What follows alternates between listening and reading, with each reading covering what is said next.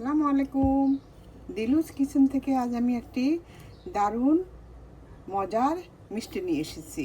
এটি হলো এই, ক্ষীরভোগ, যে দারুণ স্বাদের ক্ষীরভোগ মিষ্টি। আমি মাঝে একটু ফুড কালার দিয়ে একটু সুন্দরের জন্য এটা করেছি। এটা অপশনাল, এটা আপনারা চাইলে বাদ দিতে পারেন। আর এই আইটেমটা যদি আপনাদের ভালো লাগে আপনারা শেয়ার করতে ভুলবেন না, যেন সবাই দেখতে পায়। তো এই মিষ্টিটা এখানে 2 লিটার দুধ দিয়ে আমি ক্ষীরভোগ মিষ্টিটা বানানোর জন্য আমি এখানে খিরসা তৈরি করে নিচ্ছি।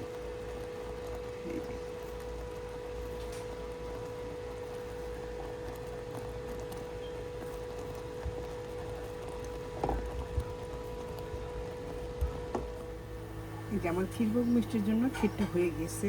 আর বেশি শক্ত করা যাবে না, তাহলে কিন্তু একদম শক্ত হয়ে যাবে। ঠান্ডা হলে পরে এটা আরও শক্ত হয়ে যাবে।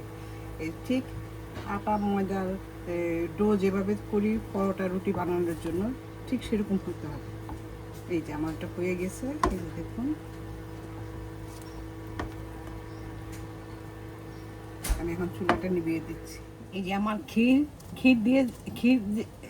ক্ষীরের একটা যে ডো তৈরি করেছি সেটা দেখুন হয়ে গিয়েছে। এই যে একদম ময়দা যেরকম রুটি পরোটা বানার জন্য যে ডোটা করেন সেই ঠিক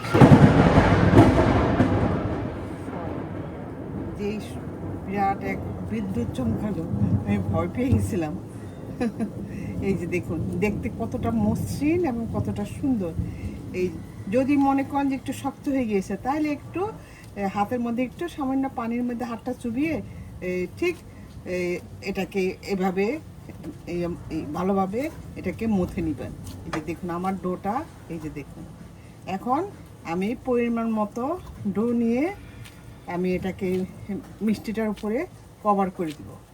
এই যে আমি এখন এক মুঠো ডো নিয়েছি। এই যে দেখুন, এই ডোটাকে আমি এইভাবে একটু পিড়ি দিয়ে বেলুন দিয়ে আমি এভাবে এটাকে বেলে নিব। এই যে দেখুন,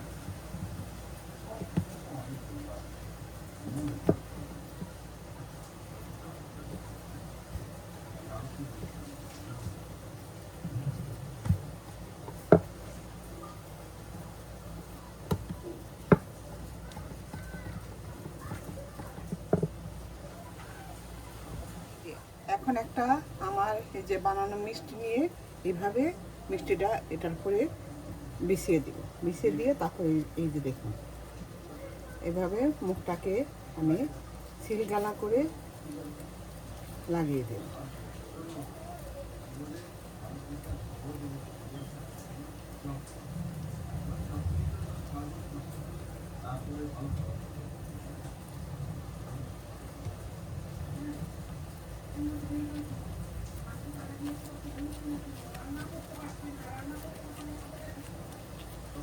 এই যে দেখুন এইভাবে সুন্দর করে লাগিয়ে দিতে হবে।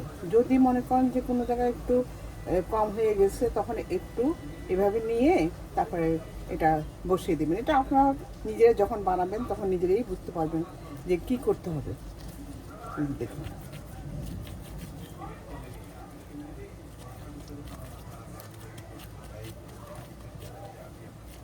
এই যে দেখুন আমার একটা ক্ষীরভোগ হয়ে গিয়েছে।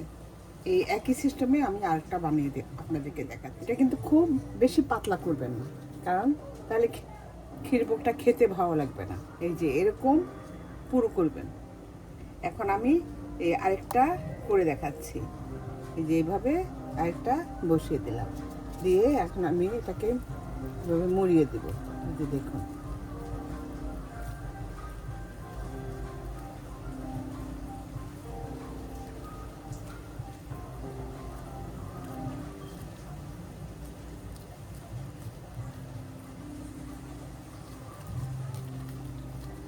দেখুন আমার মোড়ানো হয়ে গেছে।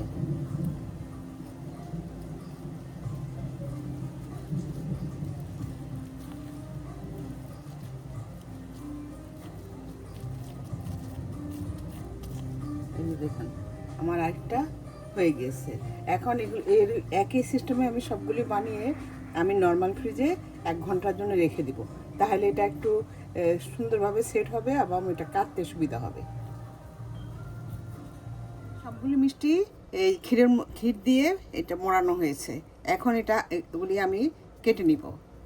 আমি এখন একটা ছুরির সাহায্যে এই মিষ্টিটা কেটে নিচ্ছি।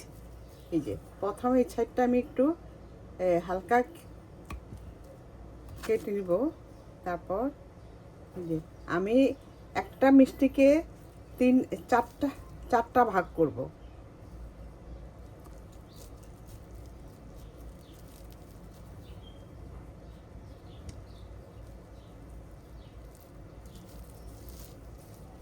এই যে আমি দেখাচ্ছি, এই যে দেখুন, যে ভিতরটা, এই যে এই মিষ্টিটা খেতে কিন্তু অসাধারণ, খুবই মজার একটা মিষ্টি। এইভাবে আমি সবগুলি একই সিস্টেমে আমি কেটে নিব। এই যে হয়ে গেল আমার দারুণ স্বাদের ক্ষীরভোগ মিষ্টি। আমি মাঝে